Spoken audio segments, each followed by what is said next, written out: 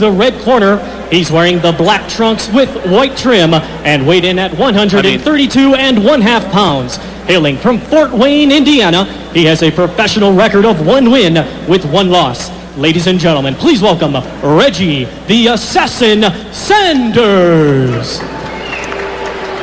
And his opponent fighting directly across from him out of the blue corner. He's wearing the gold trunks with the black lettering and weighed in at 131 pounds. Hailing from Grand Rapids, Michigan, he earned a bronze medal representing the United States at the 1996 Olympics in Atlanta, Georgia. And now, as a professional, he has 1 win with no losses. That win coming by way of knockout. Ladies and gentlemen, please welcome Pretty Boy Floyd Mayweather. Once again, 1993 of drug trafficking.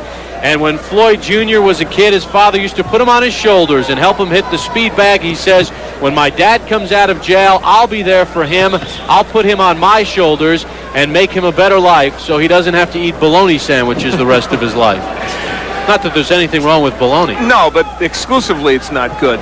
It's a family affair. Floyd has his uncles, Roger Mayweather, of course, a 2-time world champion, and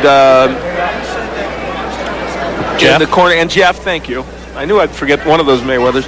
Jeff, who is a fine boxer as well, both working with him, and you can't learn from 2 better guys. Here on ESPN on October 11th in Las Vegas, we saw Floyd Mayweather with a 2nd-round knockout of Roberto Apodaca.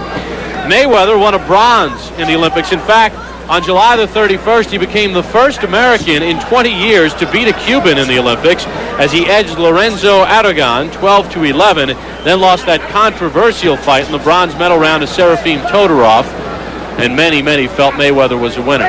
Yeah, I thought he won that bout, and I thought Floyd Mayweather could have easily emerged as the boxer to win the Val Barker trophy in that Olympic tournament. You know, in his first pro fight, Apodaca landed only 2 punches against him. It was a short-lived fight, but he literally landed only 2 punches.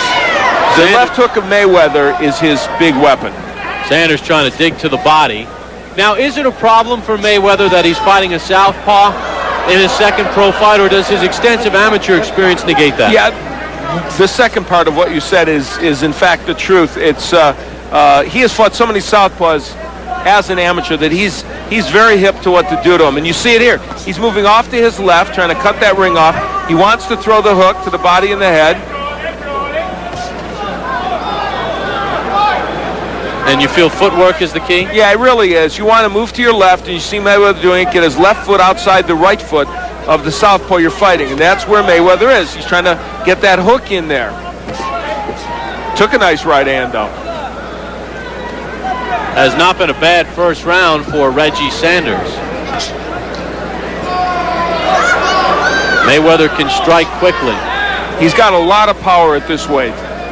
He's capable of boxing, make no mistake about that, but he is in many respects a pure puncher.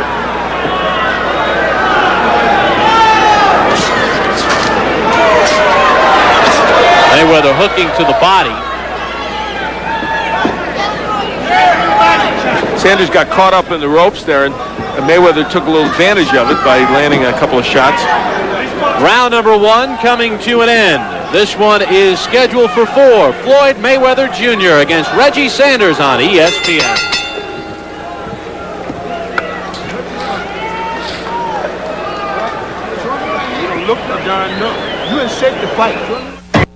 Right here at the Tingley Coliseum in Albuquerque, it's about 45, maybe 50 degrees indoors. And Floyd Mayweather Jr. and Reggie Sanders continue with their scheduled 4-rounder.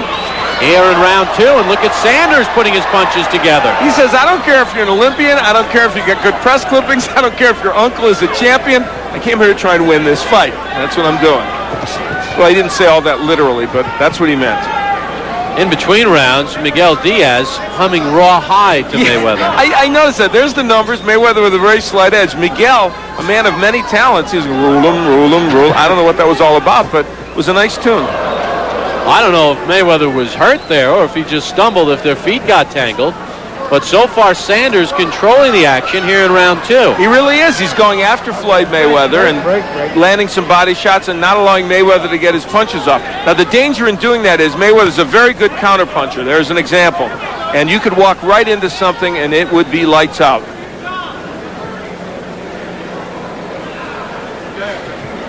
Kind of fun to be on in the afternoon. We're night owls on boxing. Very seldom on ESPN are we on in the afternoon. We're hitting the oh, good hook. There's the hook by Mayweather.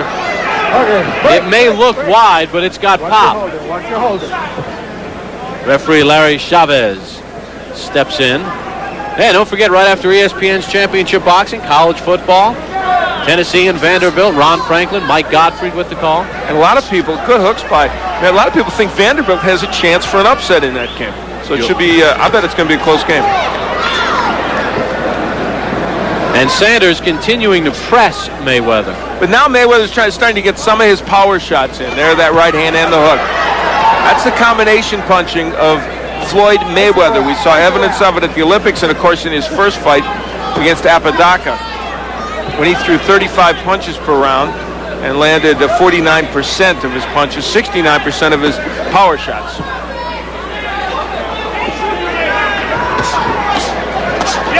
That's what you do against the lefty. You whack away with left hooks to the body and the head.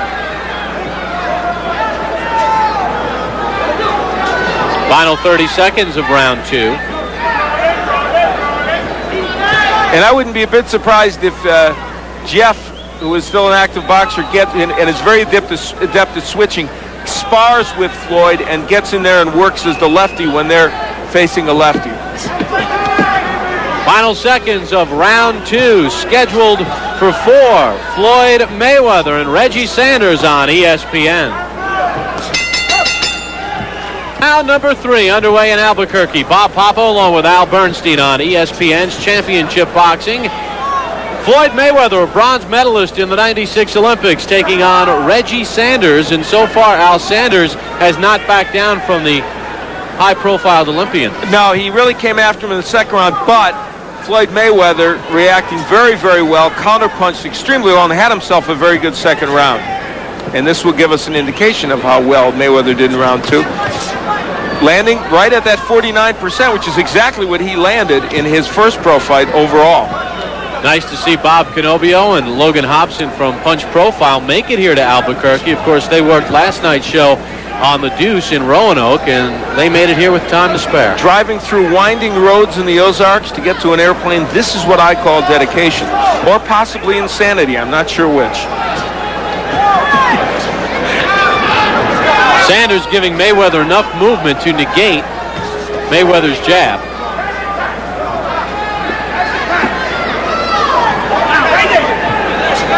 And the interesting thing about Mayweather is that he's also a patient boxer. And we're seeing evidence that he wants to make sure he lands what he needs to land in this case. Even the crowd booing a little bit, he's not going to get crazy. He's attained control of this bout, and he's waiting for the next opportunity to land something big. Do you think he's confused at all? No, I really don't. Good right hand there, but I think he knows what to do in there, and he's been waiting for those opportunities to get in the inside for the uppercut and also the hook, which he started landing toward the end of the last round. Well, there's a cut over the left eye of Floyd Mayweather. I don't know if it came from a punch or a clash of heads. If it's from a punch, he may have a problem. Yeah, it's near the right eyebrow. That may hasten his effort to try and end this bout.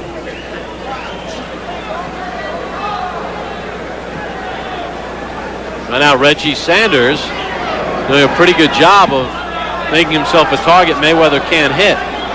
He's staying on the outside. Mayweather's not really getting off to the left as much as he needs to land those double left hooks to the body and the head. He was doing it in round 2. The jab's starting to become a weapon for him. Fans here in Albuquerque not pleased with what they're seeing from the Olympian. He got a nice ovation when he entered the ring. Well, it's been a more tactical third round, but Mayweather's doing pretty well here in this round, using the jab now, establishing that. Final 10 seconds of round 3. I have to give Sanders some credit, though. The Fourth and final round to come after this timeout. ESPN's World Championship Boxing is brought to you by Brewery Fresh Budweiser, who reminds you fresh beer tastes better. Adonis Cruz will challenge Johnny Tapia for his WBO Junior Bantamweight Championship. Look at him. He's all bundled up, Al. He's got the Columbo look there with that raincoat. But, you know, this is his first fight outside of Nicaragua. And he was bothered the other night at the weigh-in and everything. He was chilly there, so he's got to be cold. This is going to make a difference for him. And that was in a hotel ballroom where the temperature was in the mid-50s. He will step into a ring that is no more than 50 degrees. Welcome to the United States. Yeah. And I think part of it is they set up this morning for this event after that concert. The doors were open a lot in the morning here at this arena.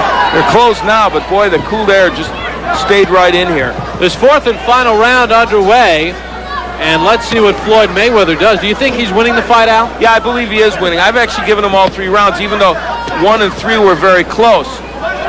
But what he is saying here is a Reggie Sanders who's very determined, who came here to fight. And these are the kind of guys you want to face anyway as you move up. And let's give Reggie Sanders a lot of credit. He has really been in there trying and has made some things happen. Miguel Diaz doing a good job with the cut over the right eyebrow of Mayweather. That was sustained in the last round.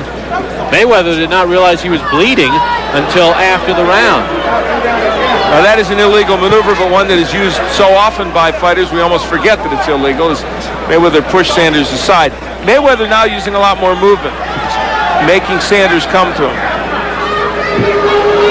The fans in Albuquerque are not pleased with the style, but as Mayweather has told us, I want to box, box, box, and not take too much punishment in this sport. The total punches indicating Mayweather with a lead, but not a huge lead. Landing in the 40% area and throwing just about the same number of punches as Sanders. And Mayweather claiming he was butted again from Sanders. Now there was no indication that cut cap came from a butt. We don't know if it did, or a clash of heads, we should say. We don't know if it did or not. Mayweather not using anything behind that jab. Throwing the jab, not doubling up with it. And I dare say facing a lefty has bothered him a little bit more than we maybe thought it would. In the second round, he was getting a terrific rhythm of fighting the lefty, getting in there, digging left hooks to the body and the head, coming with the right hand, then he stopped. Again, he sidestepped Sanders, who cuts the pie a little bit. There's the hook downstairs from Mayweather. 2 punches are important to him in this bout, and he hasn't used either of them as much as he would like. The left hook and the right uppercut. Mayweather has a tendency to get cocky, which may or may not have hurt him in the amateur game. In the pro game, it probably will not have any This is where Mayweather should be, Bob. I agree with your point there. That's where he should be, landing stuff on the inside, hooks to the body and the head. He really wants to be on the inside against him. Well, that was a short round, wasn't it? Yeah, that was a 2-minute pitch. For our ring announcer, here's Thomas Traber. Ladies and gentlemen, after 4 rounds of boxing, we go to the scorecards. Judge Levi Martinez scores the bout 40-39. Judge William Gant scores the bout 40-36.